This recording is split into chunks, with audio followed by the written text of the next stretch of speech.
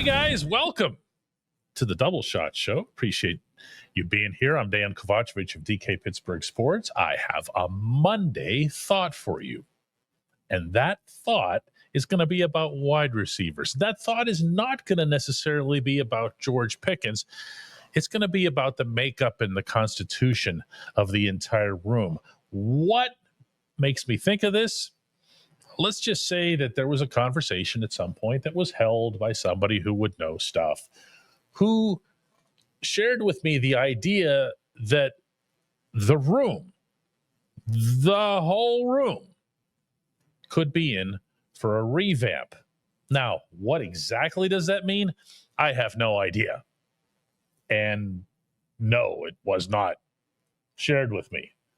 But when I think of a revamp, and what you're about to hear from this point onward is nothing other than my opinion, is I think of Calvin Austin III as being the third wide receiver. I say that respectfully. I feel he could be a really dangerous tool if utilized properly and utilized in context, meaning, you don't need to be targeting Cal 10, 12 times a game. What you need to do with Cal is put him into situations where he can break one. Sometimes that's going to be, as you saw a couple of times later in the season, he would just outrun his coverage. Other times he would just find open grass in tight areas, meaning tight to the line of scrimmage, and then just go. That's what you want. That's what you want out of your three. You want a surprise. You want the thing that's at the bottom of the box of Cracker Jacks. That's Cal. You play, oh, look, hey, everybody, it's Cal. To revamp the room, though, around Cal as a three, you've got to have some other stuff occur.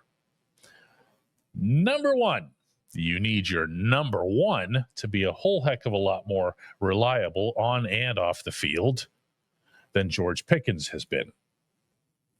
I'm not necessarily in the camp of bury George, but I am in the camp of acknowledging that George has 1 year left on his contract and that the Steelers would be completely insane to give him a second contract. I feel like they're better off moving him this summer. He might end up feeling like that if he gets the sense that they're not going to offer him back. And, just get it out of here. I understand what he can do. We've all seen it with our own eyes. We've also seen the inverse of it, and we've seen the negative impact that it can have across the offense. A lot of people seem to have forgotten the first few weeks whenever everybody was freaking out over how George didn't even want to run his routes, let alone complete his blocking assignments or anything else. So figure out the George thing. Best thing I can say. I told you this wasn't just going to be about George, but just figure it out, okay? Either George is going to show up a new guy or let him be somebody else's headache and get something nice in return. That leaves you needing your top two wide receiver spots. And that has me going for one early in the draft, second round, and that has me paying up for one in free agency. Does that have to be T. Higgins? No, it does not. And I'm not real. I'll believe that T hits the open market when I see it. I still feel like the Bengals would be nuts to let either of Joe Burrow's two main weapons leave. But there are other wide receivers. There are other players who are available. You get one of those, get one in the draft. You got your three, and you're asking about Roman Wilson, like everybody's always asking about Roman Wilson. And my answer to that is going to be the same as Mike Tomlin's was, only in a different context now because of the time. And that's that he's got to get onto the moving train. You knew I was going to say that. He does. He has to show himself. If he goes into Latrobe as your four, that gives him a fair fighting opportunity to make it onto the field for this team. It really does. But you're going to have to get these other two from the outside. You're going to have to get something for George. What do you think? Am I way off here? Remember that I'm basing this on something real. I just took it from there.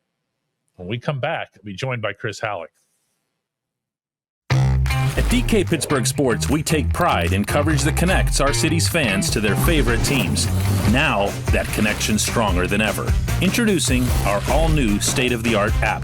Find expert inside reporting and original podcasts. Check live box scores. Track the latest stats. Chat it up with our community of thousands of fans, all in one place. The new app from DK Pittsburgh Sports. Coverage that connects.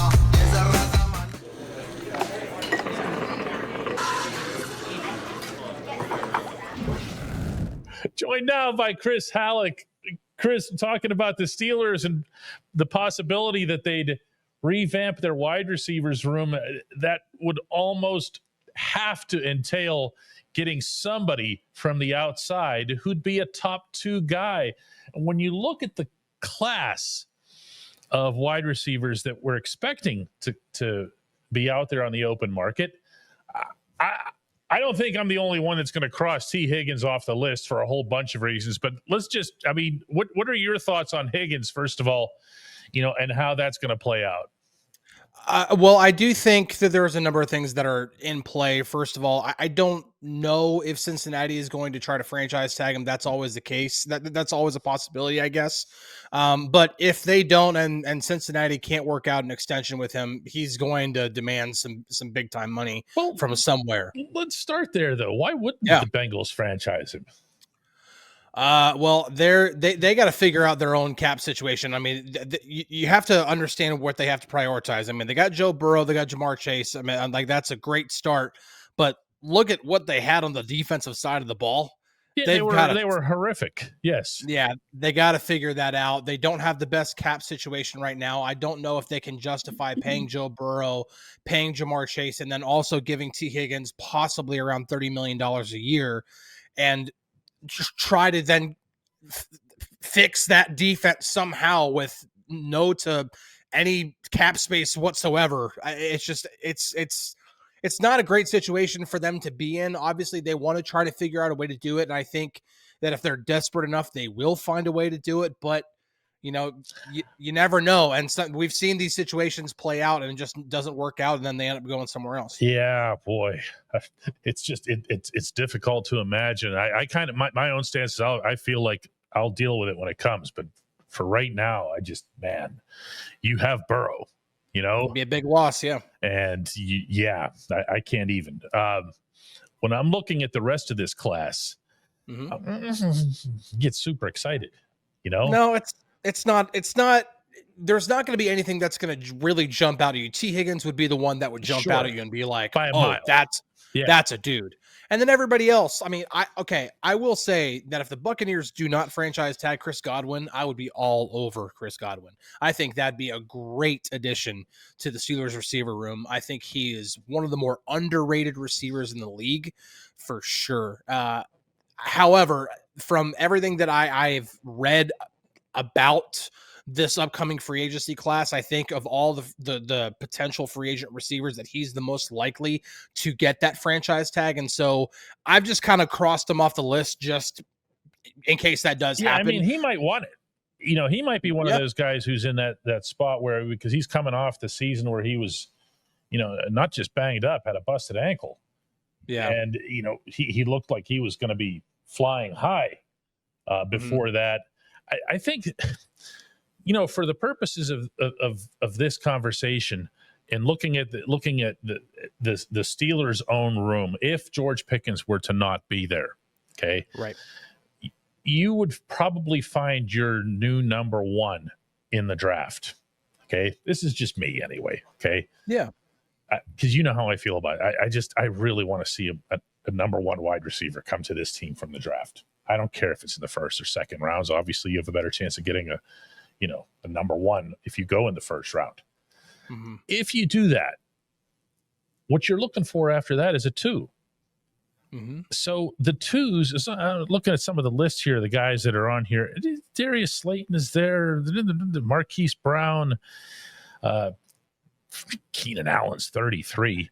DeAndre Hopkins isn't the same guy. Brandon Cooks. This is who we're talking about here. Stephon Diggs, who's a headache. Just the last thing you want to do is clear out one headache and bring another one in. Yeah. You know what I'm saying? Yeah. I feel like, well, let's just do this. Who are two guys whose names I haven't mentioned here who would be even more familiar to our audience? Well, I mean, no, I do know a couple of free agents that you're talking about, and that might be Deontay Johnson or Mike Williams. Maybe. It might be. But listen, the free agent market doesn't have to be the only place where they get a wide receiver that can complement. If George Pickens does play out the rest of his rookie contract with the Steelers, the trade market is another area where they can get it. I understand that there's concern about Deebo Samuel, there's concern about Cooper Kupp and those type of guys. But listen, the Rams possibly would pick up some of the money in order to move Cooper Kupp. I think they have to.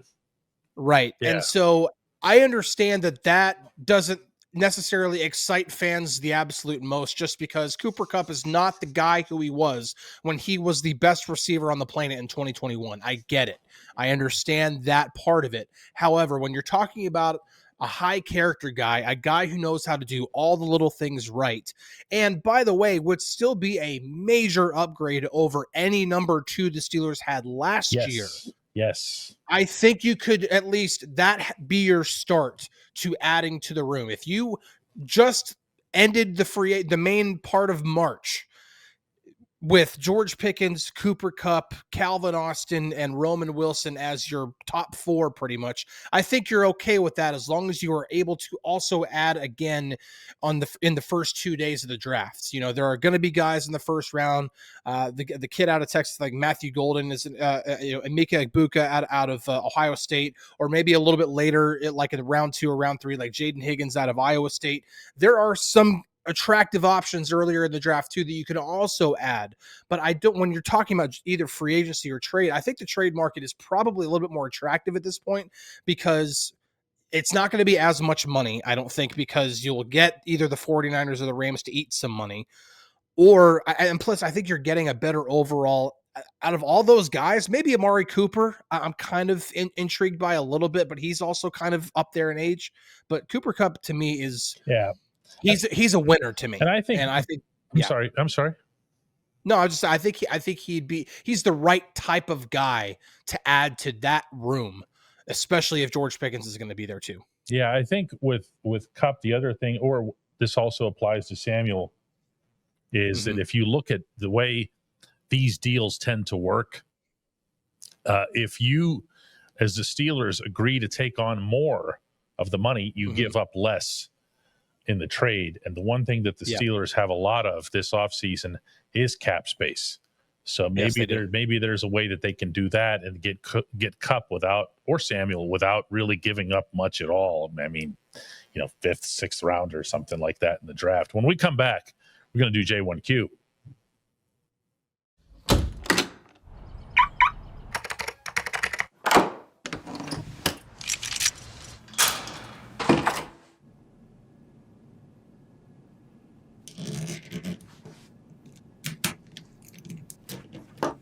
Safety is a habit. Gun safety and responsible storage are no different. Help prevent gun accidents, misuse, and theft. Keep firearms safe and secure when not in use. For safe storage options, visit projectchildsafe.org.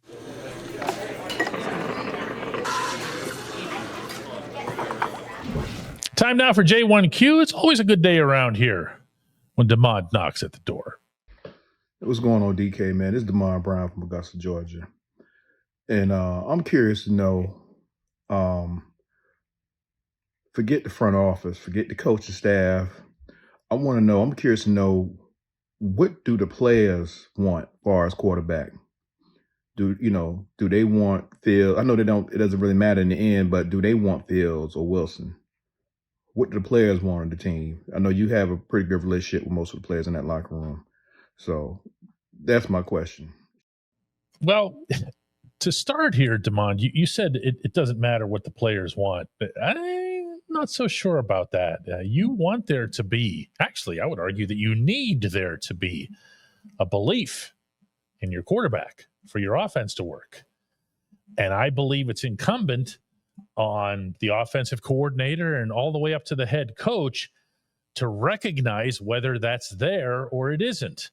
And that's part of what bugged me. And I said this at the time, after week 6 when Mike Tomlin pulled the plug on Justin Fields. Now, that was a strange decision that came with strange repercussions. And allow me to explain what I mean by that. Yes, the coach was really justified and made sure everybody knew that he made the right decision and was highly compensated to do so. But there was something happening between that offense and that quarterback.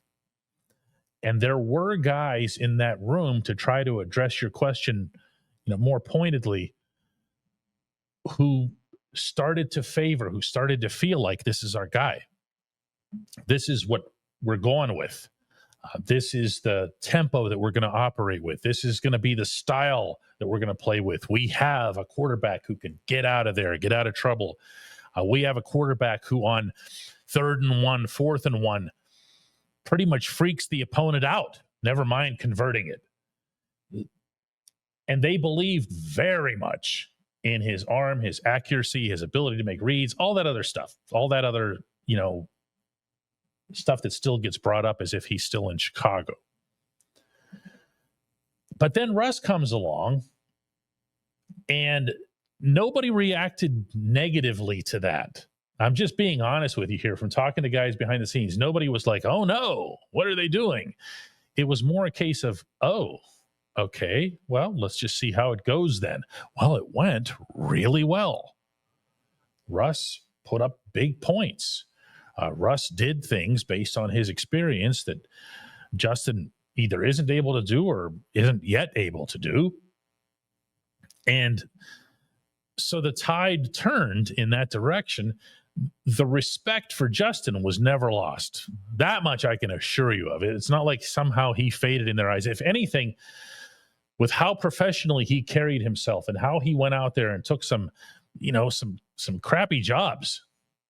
And even I think it was in Philadelphia. Yeah, it was in Philly, where he hurt an abdominal muscle, touched the ball once, but ran like through people to get the Steelers a first down, ended up getting hurt. That's the kind of thing that your teammates notice.